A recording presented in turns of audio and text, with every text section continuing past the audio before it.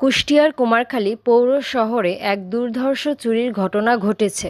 শহরের বড় মসজিদের পাশে অবস্থিত মোল্লা অফসেট প্রিন্টিং প্রেসের শাটার ভেঙে ভেতরে প্রবেশ করে দুর্বৃত্তরা। আনুমানিক 2,90,000 টাকা লুটে নেয়।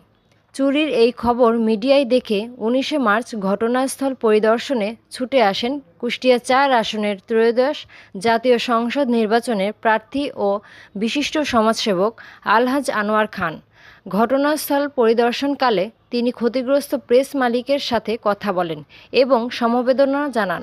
এ সময় তিনি ব্যবসায়িক ক্ষতি কাটিয়ে উঠতে ব্যবসায়ীকে ব্যক্তিগত পক্ষ থেকে নগদ আর্থিক সহায়তা প্রদান করেন। পরিদর্শন শেষে আনোয়ার খান বলেন, মানুষ আমাকে চিনুক না চিনুক, আমি থাকবো ইনশাআল্লাহ, যদি আল্লাহ আমাকে হাতে বাঁচা রাখে।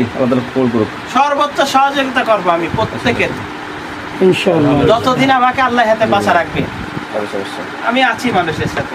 কারণ মানুষ আমাকে চিনি নাই, ভুল বুঝেছে, হয়তো ভুল বুঝাই নাই, হয়তো মানুষ বুঝি নাই। কতদিন বুঝবে না, আস্তে আস্তে তো বুঝবে মানুষ, বুঝবে না মানুষ, মানুষের তো বুঝ দেবে আল্লাহ, হেদায়েত তো আল্লাহ দেবেই। এই যে এই কয়েকদিনে আমি যেটা করতেছি, সেই জায়গায় পানি পুড়িয়ে গেছে, এই জায়গায় আমি কালকে ওই যে এটি বসায় লুঙ্গি গামছা, তারপরে আপনার বিভিন্ন কাজ, আমি আসার পরে তো 20 লাখের উপরে টাকা দিলাম। ঘর পুড়িয়ে যাচ্ছে, বাড়ি পুড়িয়ে গেছে, জাকাতি হচ্ছে, হচ্ছে। এই যে এই জায়গায় আসলাম, যেখানেই জানতেছি সেখানেই যাচ্ছি। কিন্তু যারা ক্ষমতায় রয়েছে, যারা হয়েছে, এরা তো কোথাও কিছু করতে পারছে না, কর্মকাণ্ড চলমান। হ্যাঁ।